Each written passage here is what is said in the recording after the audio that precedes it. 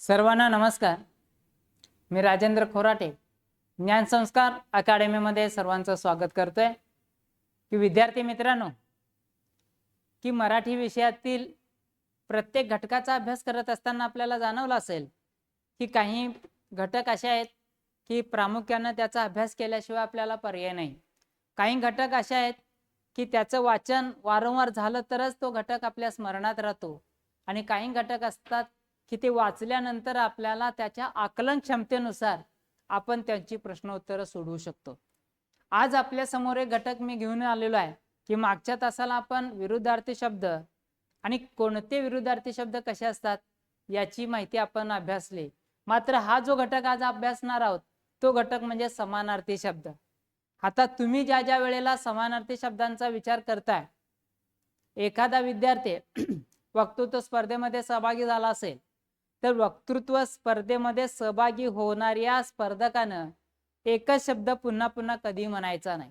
का तर एका शब्दाचे जे पर्याय आहेत त्या पर्यायांची माहिती आपल्याला देता आली पाहिजे, तरच त्याचं भाषण हे उठावदार होतं आणि त्याला विषय ज्ञानाची चांगली जाण आहे असं परीक्षकांचं म्हणणं असतं. आज आपण समानार्थी शब्दांची ओळख करून घेताना सगळ्या स्पर्धा परीक्षेला, मग शिष्यवृत्ती असो, नवोदय असो, टीटी असो, पेपर फर्स्ट असो, अगर पेपर सेकंड असो, सरळ सेवा असो, एमपीएससी असो, यूपीएससी असो, या सगळ्या परीक्षांना समानार्थी शब्दांची अतिशय महत्त्वाची ओळख करून दिली आहे. का तर हा प्रश्न आता पेपर 1 साठी टीटी पेपर 1 ला 2013 पासून 2025 पर्यंत सलग विचारलेला आहे. पेपर 2 ला सलग विचारलेला आहे. आता हा सलग विचारण्यापाठीमागचा उद्देश काय, तर आपलं भाषा सौंदर्य कितपत चांगलं आहे, भाषा सौंदर्य, भाषा समृद्धी हे अतिशय ज्याचं असेल त्यालाच मात्र या प्रश्नांचा परिचय होतो. आता आपण काय करतोय की 4थीला असो 7वीला असो त्यावेळेला शालेय अभ्यासक्रमामध्ये एखाद्या शब्दाचे समानार्थी 4 ते 5 शब्दांच्या मर्यादेपर्यंतच आपण काय केलंय त्याची ओळख करून घेतलेली आहे. पण त्याच्या पुढं 10, 12 शब्द पर्यायी शब्द म्हणून आहे. मग त्यावेळेला टीईटीला का असं विचारलं जात आहे की त्याचा वेगळा अनोखा शब्दच तुमच्या समोर येतोय, आणि तो कसा येतोय, कारण आपली मराठी भाषा आहे. मग संस्कृत आपल्या मराठी भाषेवरती बाकीच्या भाषेने एक आक्रमण केलंय. मग त्याच्यामध्ये अरबी भाषा असेल, कानडी भाषा असेल, फारसी भाषा असेल, उर्दू भाषा असेल, इंग्रजी भाषा असेल, संस्कृत भाषा असेल, या सगळ्या भाषेतून प्राकृत भाषा असेल, या सगळ्या भाषेचे शब्द आपल्या मराठीमध्ये आले, स्थिर झाले. मराठीमध्ये आले, स्थिर झाले, याला शब्दसिद्धी असा शब्द प्रयोग आलेला आहे. आता ज्या वेळेला या शब्दसिद्धींची ओळख करून घेताना किंवा या शब्द प्रकारांची माहिती करून घेताना समानार्थी शब्द कसे असतात याची सुद्धा ओळख आज आपल्याला करून घ्यायची आहे. आता ज्या वेळेला ही ओळख करून घेत असताना आपण मगाशी म्हटलं तुम्हाला की एकमेकींच्या संपर्कामध्ये येणाऱ्या ज्या भाषा आहेत त्या एकमेकीकडून कितीतरी शब्दांची देवाणघेवाण करतात. आता भरपूर देवाणघेवाण होते, आपल्याला ते कळत नाही. तुम्ही घरामध्ये भाकरी खाता, हा कानडी शब्द आहे. ज्या वेळेला घरामध्ये टेबल उचलता, हा इंग्रजी शब्द आहे. ज्या वेळेला पगार घेता, हा पोर्तुगीज शब्द आहे. आता तुम्ही म्हणाल हे शब्द वेगळे कसे हो? अहो तेच तर खरं भाषा सौंदर्याचं भांडार आहे. मराठी भाषेमधला हा खजिना आहे. आणि म्हणून मराठी भाषा मग उर्दू असेल, अरबी असेल, फारसी असेल, कानडी असेल, संस्कृत आणि प्राकृत या अनेक भाषातून मराठी भाषा समृद्ध झालेली आहे. आता ह्या एका शब्दाऐवजी ज्या वेळेला अनेक शब्द एकाच गोष्टीचा निर्देश करत असतील, म्हणजेच एका शब्दाऐवजी अनेक शब्द एकाच गोष्टीचा निर्देश करत असतील, तर त्यावेळेला आपण त्याला म्हणतो समानार्थी शब्द आहेत. अनेक साहित्य प्रकारामध्ये असे शब्द आपल्याला प्रामुख्याने आढळतात. मग त्यामुळं भाषेला एक सौंदर्य प्राप्त होतं, भाषेला एक नाविन्यता प्राप्त होते. कारण नवं आता आपण म्हणतो, आता एका फुटबॉल टीमनं आपल्या फुटबॉल टीमचं नाव काय ठेवलं की फुटबॉल असोसिएशन असं नाव ठेवलं. आणि दुसऱ्यानं काय ठेवलं, सॉकर असोसिएशन. आता फुटबॉल असोसिएशन आणि सॉकर असोसिएशन म्हणजे काय, दोन्हीचा सॉकरचा अर्थ फुटबॉलच, पण त्यानं वेगळे पण निर्माण केलं. ही सॉकर त्याचा पण अर्थ फुटबॉल, फुटबॉलचा अर्थ पण फुटबॉल. म्हणजे यामुळे भाषेला एक नाविन्य प्राप्त झालं का नाही सांगा. आणि मग आता तुम्हाला एक गोष्ट इथं प्रामुख्याने पाहायला मिळते. मी एक शब्द दिलेला आहे, सूर्य. आता जरासं इकडे लक्ष द्या. मी जाता जाता काही गोष्टी सुद्धा तुम्हाला सांगणार. गोष्टी म्हणजे कशाच्या, की नियमांच्या गोष्टी, माहिती सुद्धा सांगणार आहे. ज्या वेळेला सूर्य हा शब्द आपण लिहितो, सूर्य कायमचा दीर्घ लिहायचा, तो ऱ्हस्व कधीही लिहायचा नाही. सूर्य हा जो शब्द आहे, या शब्दाला जवळजवळ 1 2 3 4 5 6 7 8 9 10 एका शब्दाला 10 समान अर्थ असणारे शब्द दिलेले आहेत. मग समान अर्थ असणारे, आता आपण म्हणतो सविता. आता सविता ज्या वेळेला आपण म्हणतो त्यावेळेला त्याचा अर्थ सूर्य आहे. मुलाचं नाव भास्कर ठेवलेलं आहे, हे पण सूर्य. आदित्य नाव ठेवलंय, दिनकर नाव ठेवलंय. आता आपण म्हणतोय की बऱ्याच वेळेला ही नावं ठेवलेली आहेत, पण नावं ठेवल्यानंतर आपल्याला हे समानार्थी शब्द असणं गरजेचं आहे. ज्या वेळेला एखादा ज्योतिष करता पंचांग उघडून पाहतो, त्यावेळेला चंद्र सूर्याच्या गोष्टी किंवा अवकाशातल्या ग्रह ताऱ्यांच्या गोष्टी त्यांच्या लक्षात येतात. सूर्य कसा भ्रमण करतो. आता त्याच बरोबर ह्या सूर्याला असणारे आता मित्र, मित्राच्या उदयाने कोणाला आनंद होत नाही, असं एक श्लेष अलंकाराचं उदाहरण आहे. एका शब्दाचे ज्या वेळेला 2 अर्थ असतात, त्यावेळेला त्या 2 अर्थातून आपल्याला श्लेष अलंकार जाणवतो. मित्राच्या उदयाने कोणाला आनंद होत नाही. मित्र म्हणजे मित्र, सखा, सोबती, दोस्त, आणि मित्र म्हणजे सूर्य. आता त्यावेळेला मित्र, भास्कर, हिरण्यगर्भ, मिहिर, आदित्य, दिनकर, भानू, सविता, दीनमणी आणि सहस्त्र रश्मी. आता ज्या वेळेला हे सगळे 10 शब्द तुम्हाला एक माहिती असं सांगतोय, तुम्ही एक काम करायचं, कधीही हे लक्षात आपल्याला जर ठेवायचं असेल तर तुम्ही काय करायचं, की काही काही वेळेला लोक लक्षात ठेवताना काय करतात, 2 अक्षरे, 3 अक्षरे, 4 अक्षरे, 5 अक्षरे, हे एका खाली एक लिहायचं. 1 2 3 4 एका खाली लिहून घ्यायचं. पाठांतर करत असताना एका खाली कॉलम असे आखायचे आणि एका खाली एक लिहित जायचं. 2 अक्षरे, 3 अक्षरे, 4 अक्षरे, 5 अक्षरे, मग किती पण अक्षरे, कारण का 1 2 3 4 5 इथं 5 अक्षरे आहेत. 1 2 3 4 5 हे 5 अक्षरे आहेत.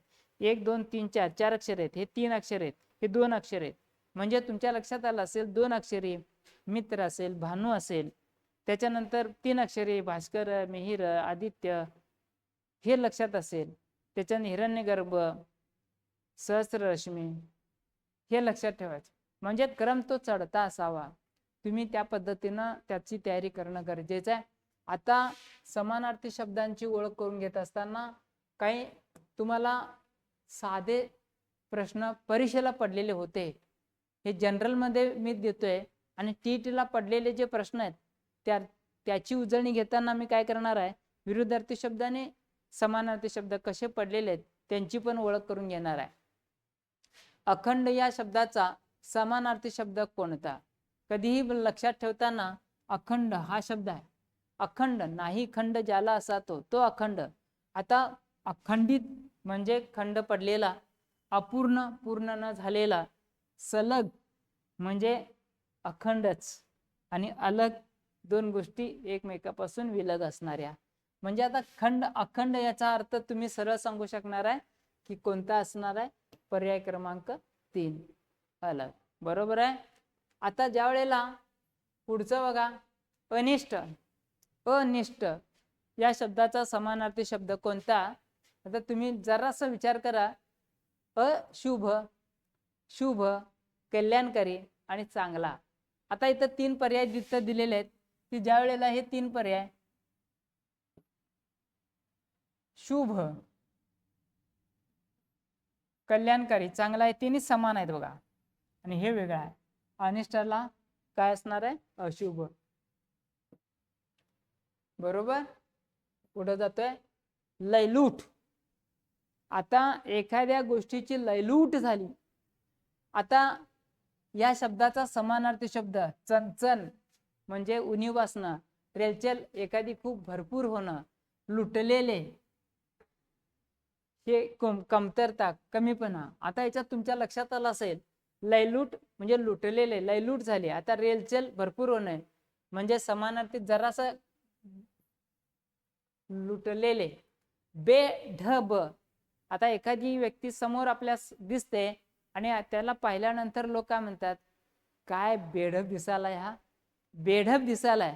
म्हणजे प्रमाणबद्ध असलेली व्यक्ती आणि कशी तरी पाहिल्यानंतर आपल्याला त्याची रचना दिसते आणि आपण काय म्हणतो, बेढब.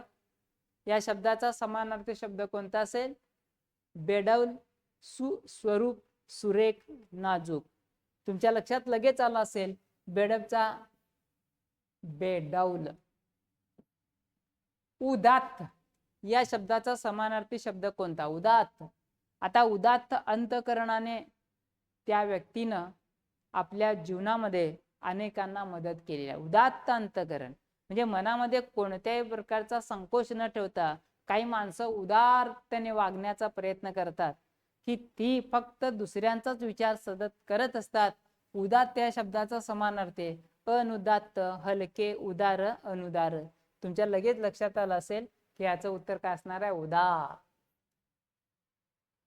भागुबाई या शब्दाला समानार्थी शब्द. आता भागुबाई, काही काही मुलं एखादा खेळ खेळत असताना अचानक ती पळून जातात, काही भागुबाई सारखी पळून गेली बघा असं पण म्हणतो.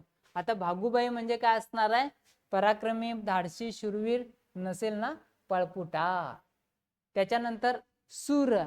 आता ज्या वेळेला एकच शब्द उच्चार करताना सूर, की हा सूर उच्चार करत असताना आपल्या लक्षात आलं असेल की इथं पहिला उकार आहे सूर, इथं दुसरा उकार आहे सूर. आता तुम्ही म्हणाल इथं सूर आणि सूर काय भानगड आहे? पहिली सू असेल तर त्याला म्हणतात देव आणि दुसरा सूर असेल, सूर म्हणजे ध्वनी. आता ह्याचा स्वर असा शब्द होणार नाही तर याचा अर्थ काय होणार आहे? देव होणार आहे, कारण त्याचा अर्थ तोच आहे.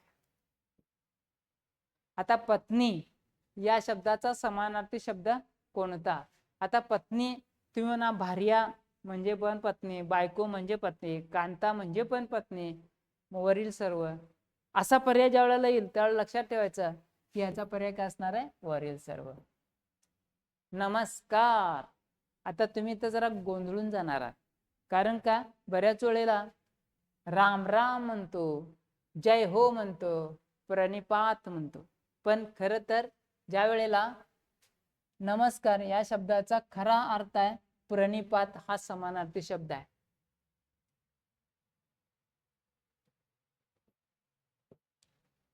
रस्ता. बिकट वाट वैवाट नसावी, धोपट मार्गा सोडू नको, संसारामध्ये ऐसा आपला उगाच भटकत फिरू नको, असं आनंद पंथी म्हणतात. आता रस्ता या शब्दाला चौक, चार रस्ते एका ठिकाणी जुळतात तो चौक. वाट, वाट म्हणजे रस्ता. आडवाट वेगळ्या वाटेनं जातो, वळण घेणार रस्ता म्हणजे इथं काय येणार आहे? वाट. आता जरा असं इकडं बघा, तुम्हाला एक समानार्थी शब्द कोणत्या प्रकारचे असू शकतात, प्रश्न कसे असतात याची ओळख करून देण्याचा प्रयत्न आपण केलेला आहे. आता काय करायचं? आता मी मगाशी तुम्हाला काय बोललो की एका शब्दाचे फक्त 2-3 शब्द असतील. परीक्षक हे IBPS पॅटर्न किंवा TCS पॅटर्न परीक्षा घेणारे यंत्रणा आहे. ते काय करतात की तुम्हाला फसवायचं, तुम्हाला चकवा द्यायचा. मग चकवा देत असताना काय करतात की ज्या शब्दाला एकापेक्षा अधिक समानार्थी शब्द असतात तो शब्द शोधून काढतात आणि मग तो शब्द शोधून काढल्यानंतर काय करतात की तो पर्यायामध्ये टाकतात. तुम्ही वाचलेलं नसतं, तुमच्या कानावर कधी गेलेलं नसतं आणि अशा वेळेला काय होतं की तुम्हाला ते येतच नाही आणि मग चुका होतात. आता तुम्ही म्हणाल आता अश्व, अश्व म्हणजे घोडा. आता तुरंग, तुरंग, घोडा, वारू, वाजी, हय, तुरंगम. आता इथं जरासं बघा, मी घोडा, घोडा हा शब्द इथं जर दिला असता, जरासं मी इकडे लक्ष द्या, मी काय केलंय तुम्हाला, अ पासून तयार होणारी अशी शब्द इथं घेतल्या आणि त्याचा समानार्थी शब्द इकडे दिलाय. आता तसं बघायला गेलात तर घोडा इथं जर दिला असता तर तुम्हाला लगेच अश्व, तुरंग, वारू, वाजी, हय, तुरंगम हे लगेच पाठ झालं. मी आता अश्व त्याचा पुढे शब्द दिला घोडा, म्हणजेच घोडा या शब्दाला अश्व हा समानार्थी शब्द आहेच, हे तुम्हाला शाळेत असताना लक्षात आलेलं आहे.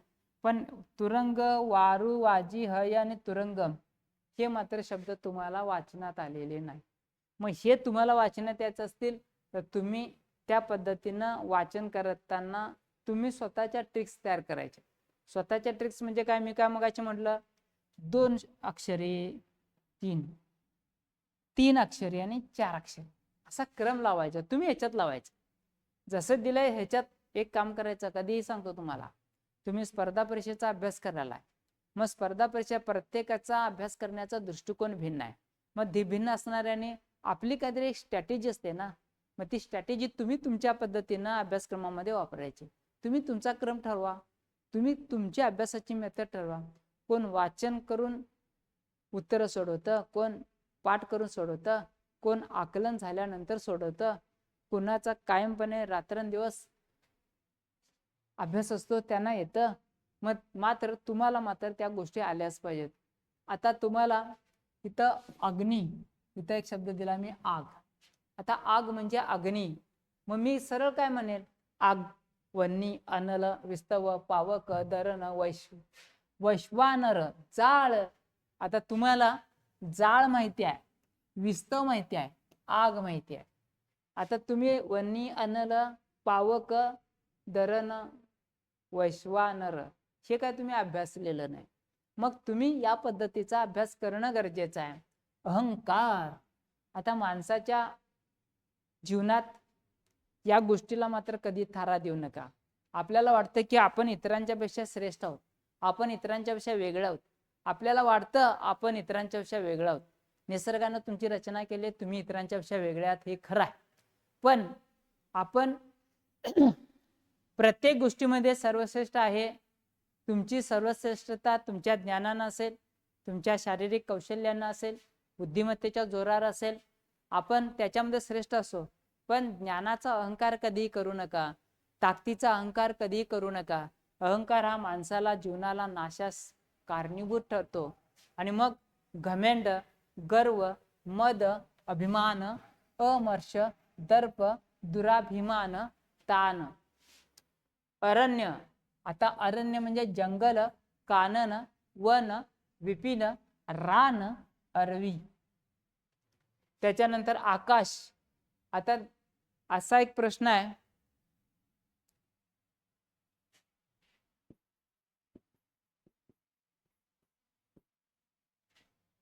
दहावीला असा एक प्रश्न पडलेला आहे, किंवा आपल्याकडे सुद्धा एका शब्दाचे 2 अर्थ लिहायला सांगितलेला असतं. एक अर्थ मी तर सांगितलेला आहे, अंबर. अंबर म्हणजे एक आकाश, अंबर म्हणजे आकाश. आणि अंबरचा दुसरा अर्थ काय सांगावं, काय सांगता येईल नाही. तर अंबरचा दुसरा अर्थ आहे वस्त्र. आता अंबर एकीकडे आकाश आणि दुसरीकडे वस्त्र, एका शब्दाचे 2 अर्थ आहेत. मात्र आकाश, गगन, अंबर, नभ, तारांगण, अंतराळ, आभाळ आणि सोम, सोमवार म्हणतो. आकाश याला सोम, आकाश, आभाळ म्हणतो, माहिती आहे तुम्हाला, अंबर म्हणतो. मात्र असे सुद्धा प्रश्न आहेत, हे विसरू नका. अमृत, आता अमृत काय मिळेला, पियुष. आता पियुष सुद्धा संजीवनी, पियुष यू दुसरं लिहायचं आहे, कायमचं लक्षात ठेवा. अमृतला पियुष, सुधा, संजीवनी, अनुराग. आता जरासं बघा, इथे राग आहे, मात्र अनुरागचा अर्थ काय? प्रेम आहे. प्रीती, ममता, प्रेम, लोभ. आई, आता माय जननी माऊली, माता मातोश्री जन्मदात्रे, सोपा आहे. अही, आता अही सर्प, साप, भुजंग. भुजंग माहिती आहे, साप माहिती आहे, सर्प माहिती आहे, पण तर त्याला दुसरं नाव काय? अही. अर्जुन, भारत, पार्थ, धनंजय, किरीट आणि फाल्गुन. आता ज्या वेळेला काही काही वेळेला मराठी महिना फाल्गुन महिना आहे, पण फाल्गुनचा अर्थ काय? अर्जुन. अर्थ, आता ज्या वेळेला अर्थ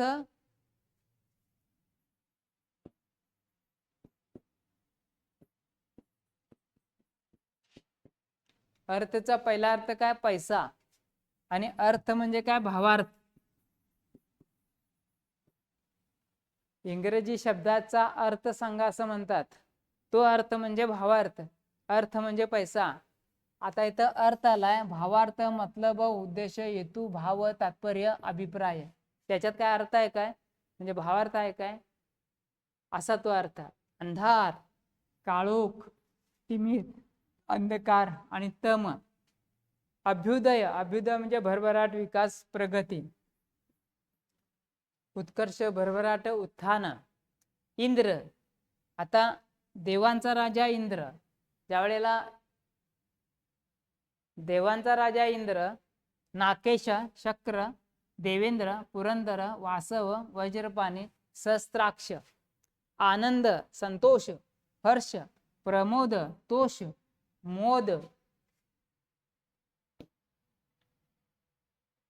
आता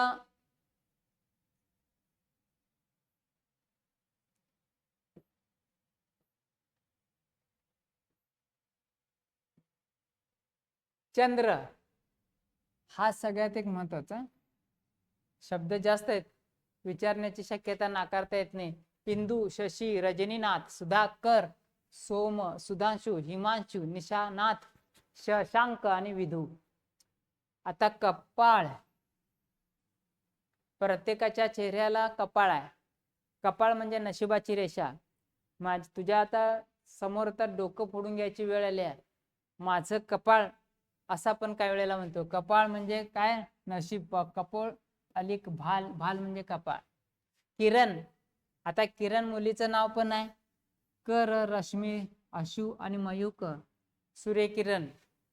कावळा, काक, वायस, एकाक्ष आणि काक, काऊ. ह्या दोन गोष्टी कावळ्याला, वायस आणि एकाक्ष नावं विसरू नका. याला जरा बऱ्याच वेळेला विचारलेलं आहे. कन्हैया, मुरलीधर, देवकी पुत्र, वासुदेव, कान्हा, मुरारी, विष्णूचा 8वा अवतार. हा एक महत्वाचा आहे आणि हा एक महत्वाचा, लक्षात ठेवा.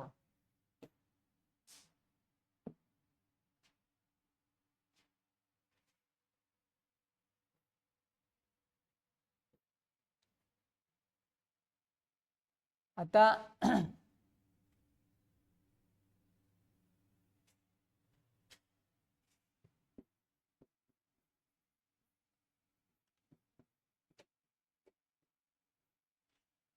पीक हा शब्द आहे. ज्या वेळेला पीक दुसरं लिहाल त्यावेळेला त्याचा अर्थ धान्य होत आहे, आणि ज्या वेळेला पीक असं असेल तर त्याचा अर्थ काय आहे? कोकिल. आता कोकिळ ज्या वेळेला आपल्याला कुहू कुहू करताना लक्षात येते की आपण म्हणतो कोकिळा हा पक्षी आहे. कोयल, कोकिळ, पीक आणि को गुळ. त्याच्यानंतर खग, द्विज, विहंग, विटंग, शकुंत. कृपण म्हणजे कंजूष. कंजूष, हिमटा, कोमटा, चिक्कू, खंग. आता गणपती याला जास्त नाव आहेत बघा. करण, गणेश, गजानन, विघ्नहर्ता, गणराय, लंबोदर, चिंतामणी, एकदंत, वक्रतुंड, धरणीधर. आता ज्या वेळेला गणपतींना आपण म्हणतो की अष्टविनायक. आता अष्टविनायक म्हणजे गणपतीची 8 रूप आपल्याला पाहतो, त्यावेळेला अष्टविनायकाची नावं आपल्याला याच्यामध्ये पाहायला मिळतात. कमळ हा एक सारखं विचारलेला आहे की राजीव, पद्म, नलिनी, सरोज, पंकज, नीरज, अंबुज आणि आब्ज सारखं विचारलेलं आहे. कमळ हा शब्द विसरायचा नाही, कारण पंकज इथं विचारलेला आहे की पंकजला समानार्थी शब्द आहे कमळ. गरुड, खगेश्वर, खगेंद्र, वैनतेय, द्विज, राज, ढंग, मेघ, घन, आर्द्र, पयोधर, जलद, उम्र, अब्द. आता घर हे ढग आहे, ढंग नाही. भवन, सदन, गृह, निकेतन, आलय, धाम, गेह. बऱ्याच वेळेला विचारलेलं निकेतन, निकेतन म्हणजे घर. आता तोंड, मुख, गुंड, आनन, वदन. तलाव, तलावला काही वेळेला विचारलेलं आहे तडाग, तडाग म्हणजे तलाव. कासार, आता बांगड्या भरणाऱ्याला कासार म्हणतो आणि तलावाला सुद्धा कासार म्हणतोय. सरोवर, तराक, सारस. तलवार, शमशेर आणि खडग. कवितेमध्ये बऱ्याच वेळेला खडग हा शब्द आलेला आहे, तलवार त्याचा अर्थ आहे. जमीन हा मीची वेलांटी दुसरी कायमची लिहायची आहे. भूमीची भू कायमची लिहायची, भूमी, भुई आणि भू. तारुण्य, जवानी, ज्वानी, यौवन. देह, तन, शरीर, तनु, काया आणि वपू. जल, जल म्हणजे पाणी, पाणी, जीवन, नीर, उदक आणि सलील. बऱ्याच वेळेला काय विचारले सलील आणि त्याचा अर्थ काय तर पाणी, त्याचा अर्थ जल. आता देव आणि दैत्य, दैत्य म्हणजे राक्षस, दानव, राक्षस, असुर. चांदणे, चंद्रिका, ज्योत्स्ना, तला सलान, कौमुदी. देव, परमेश्वर, ईश्वर, अमर, सूर, ईश. ईश, हे ईशा तुझे हे स्तवन, हे ईशा तुझे हे स्तवन, हे परमेश्वरा तुझी प्रार्थना आपण करतोय. दूध, क्षीर, पय, क्षीर आणि दुग्ध. पय म्हणजे दूध. आता राजहंस, त्याच्याकडे एक वैशिष्ट्य आहे, राजहंस दूध आणि पाणी वेगळं करण्याची कला त्याच्याकडे आहे. दिवस, आता इथं मी दिन पहिलं लिहिलंय, दी दुसरं लिहिलं की त्याचा अर्थ गरीब. दिन, वासर, वाह, वार आणि अह. आता देऊळ, देऊळाला राऊळ असं सुद्धा म्हणतात, मंदिर म्हणतात, देवालय म्हणतात. जीवन म्हणजे जगण्याची शक्ती, जीवन म्हणजे पाणी, आता त्याला म्हणतात आयुष्य, जल आणि पाणी. धन, द्रव्य, पैसा. आता द्रव आणि द्रव्य दोन गोष्टीतला फरक असू द्या. द्रव पाणी, पातळ पदार्थ, द्रव्य म्हणजे पैसा, संपदा, दौलत. आता झाड, वृक्ष, पादप, तरु, आगम, द्रुम आणि शाखी. आता डोळा, याला पण बऱ्याच वेळेला विचारलेला आहे. नयन, चक्षु, नेत्र, लोचन, अक, आवाळू.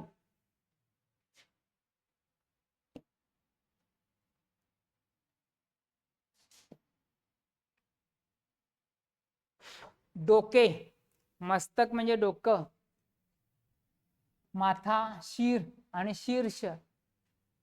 नमस्कार, मगाशी शब्द आला होता नमस्कार, नमन, वंदन, प्रणिपात आलं होतं काय बघा, प्रणिपात, अभिवादन.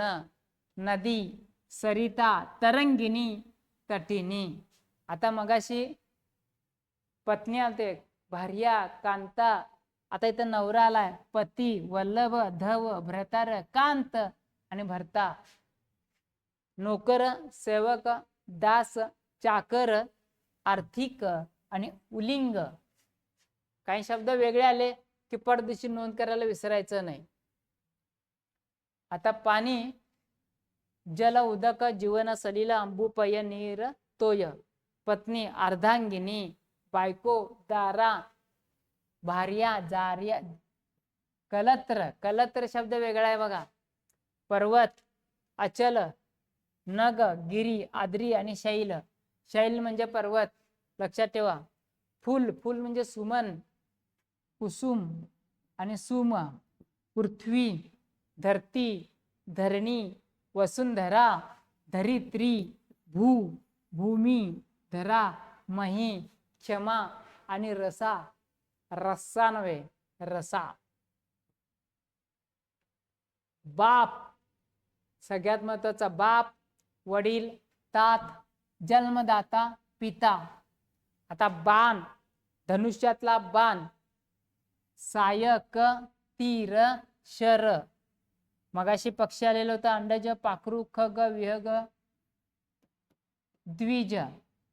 आता पाय, चरण म्हणजे पाय, पद म्हणजे पाय, पाद म्हणजे सुद्धा पाय.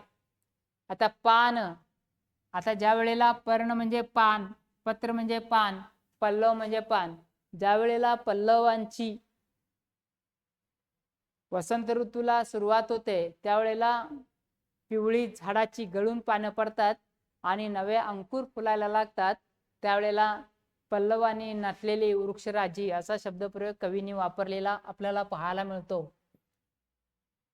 आता भाऊ, आता जरासं इकडे लक्ष द्या. बंधू, भ्राता, सहोदर.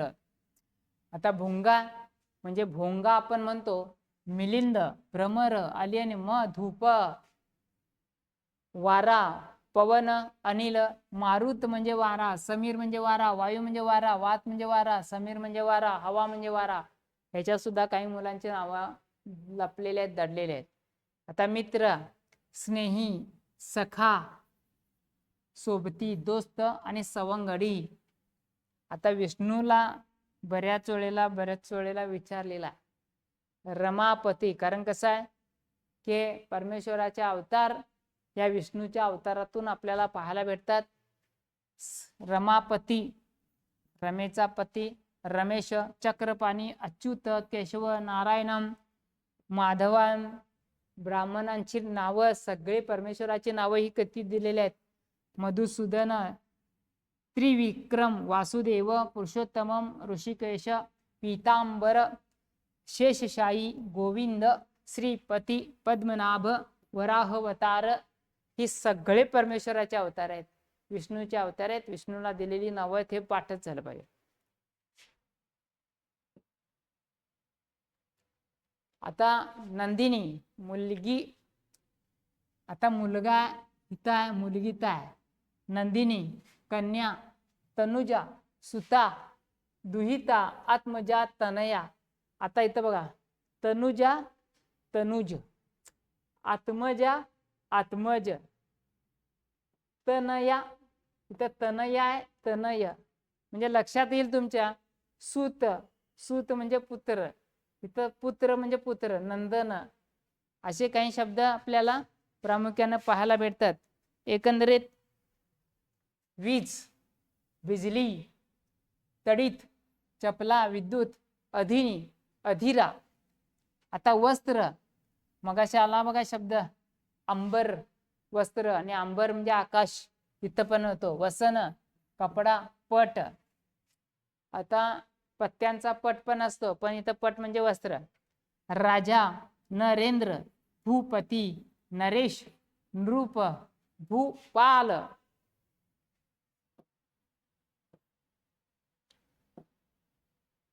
शंकर, याला पण नाव जास्त आहे शंकरांना.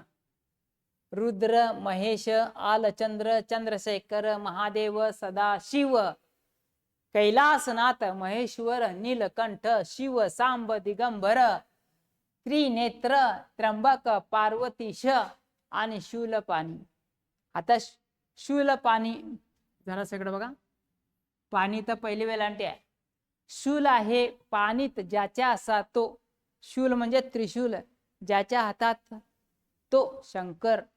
बहुरी समास, शंकराला ते नाव दिलेलं आहे. आता लक्ष्मी, आता कमला नेहरू, इंदिरा गांधी, वैष्णवी, श्री, रमा, ही सगळी नावं कशाची आहेत? लक्ष्मीची नावं आहेत, लक्षात ठेवा. काय ज्यांच्या घरी लक्ष्मी, त्यांचे घरी म्हणजे कसा लक्ष्मी आणि सरस्वती ज्यांचे घरी वास करे ते घर सुखी संपन्न होत असतं. सोने, कांचन, हेम, हिरण्य, कनक आणि सुवर्ण. आता स्त्री, नारी, अबला, महिला, वनिता, ललना. आता समुद्र महत्वाचा शब्द आहे इथं, शंकर जसा महत्वाचा आहे. सिंधू, सागर, उदधी, अबुदी, पयोधी, जलदी. नुसता अबुदी, पयोधी, जलदी. वारी राशी, रत्नाकर, अर्णव. मुलग्याचं नाव आहे बघा अर्णव, समुद्राला नाव आहे. म्हणजे ज्याचं मन समुद्रासारखं असतं तो कसा असतो की भला माणूस म्हणावा लागतो, कारण समुद्राचं मन मोठं असतं. एकदा म्हणे समुद्रानं काय केलं की एका म्हाताऱ्या माणसाची चप्पल समुद्रात वाहून गेले. त्यावेळेला त्या म्हाताऱ्या माणसानं त्या समुद्राच्या त्या वाळूत लिहिलं की समुद्र हा चोर आहे. लगेच एक मच्छीमार आला, त्यानं समुद्रात जाळ टाकलं आणि मासे त्यानं पकडले. समुद्राला त्या वाळूत लिहिलं त्या मच्छीमारानं, समुद्रात हा अन्नदाता आहे. लगेच काही पर्यटक समुद्रामध्ये पोहत होते, अचानक लाट आली आणि त्यातलं एक लहानसं बाळ त्या लाटेवर वाहून गेलं आणि त्यावेळेला समुद्र बाळ मृत्युमुखी पडलं. त्या बाळाच्या आईनं लिहिलं समुद्र हा खुनी आहे. अचानक एक लाट येते आणि ते सगळंच काय होऊन जातं, पुसलं जातं. आता काहींच्या बाबतीत चोर आहे, अन्नदाता आहे, काहींचा खुनी आहे, पण एका क्षणात ते वाहून जातं, निघून जातं. मात्र समुद्रावर कोणता परिणाम झालाय का नाही. म्हणजे प्रत्येकानं त्या समुद्राचं आपल्या आपल्या दृष्टीनं केलेलं वर्णन असतं. तात्पर्य एक आहे की समुद्र हा भला माणूस आहे. आपण लोक म्हणत असतात, बोलत असतात, दुसऱ्याच्या दृष्टिकोनातून आपल्याला वाटत असतं की नाव ठेवणं हे दुसऱ्याचं काम आहे, पण आपण मात्र दिलदार मनानं वागण्याचा प्रयत्न केला तर आपलं जीवन आनंदी होऊन जातं. म्हणून समुद्रासारखं मन आपलं असू द्या. गज, गज म्हणजे हत्ती. नाग, गज, सारंग, कुंजर. हात, आता हात, बाहू, भुज, पाणी. पाणी या शब्दात दुसरं लिहिलं तर याचा अर्थ काय होतो, पाणी म्हणजे तुम्ही पाणी पिता, जल पदार्थ. इथं पाणी म्हणजे हात, कर, हस्त. हरिण, सारंग, कुरंग, मृग. सिंह, पंचानन. वनराज, मृगराज, केसरी, मृगेंद्र. आता सूर्य पहिल्यांदाच मी दिलं होतं बघा, सविता, भास्कर, रवी, मित्र, आदित्य, अर्क, भानु, दिनकर, दिनमणी, प्रभाकर, दिवाकर, सहस्त्रकर, वासरमणी, मार्तंड, चंडाश. किती शब्द हो, हे सगळे वाचलेच पाहिजे. ठराविक आपल्याला येणार पण बरीचशी येणार नाहीत, तर त्याच्यावरती गांभीर्यानं लक्ष ठेवायचं. आपल्या नोट्स काढताना काय करायचं, जे आपल्याला येत नाही तेच लिहून काढायचं. येतं ते लिहायची काही गरज नाही, कारण ते तुमच्या अतिशय लक्षात आलेलं असतंय. तर ठीक आहे, जवळजवळ 90 शब्दांची ओळख आज आपण करून घेतलेली आहे. तुम्ही याचा अभ्यास कसा करायचा आहे, तुम्हाला एक मी मगाशी ट्रिक्स दिलेली आहे. कोणती, ज्या शब्दाला अधिक समानार्थी शब्द आहेत त्या शब्दांची पहिल्यांदा ओळख करून घ्या. ते शब्द एका खाली एक लिहायचे, मग 2 अक्षरे, 3 अक्षरे, 4 अक्षरे, 5 अक्षरे असेल तर. आणि जर तुम्ही कॉलम वाईज जरी तुम्ही अभ्यास करताना लिहून काढला आणि तसं वाचन केलात, आणि काय करायचं सांगतो तुम्हाला, हे शब्द लक्षात ठेवायचे असतील तर वारंवार की तो शब्द त्याला समानार्थी आहे असं आपल्या लक्षात आलं पाहिजे. कारण कसं, आणि त्याच्यात सुद्धा असं, सविता मुलगीचं नाव आहे,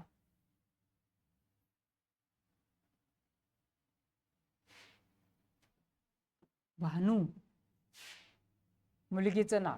आता मुलग्याचं नाव भास्कर आहे, रवी आहे, आदित्य आहे, दिनमणी, दिनकर आहे, प्रभाकर आहे, दिवाकर आहे, त्याच्यानंतर मार्तंड आहे.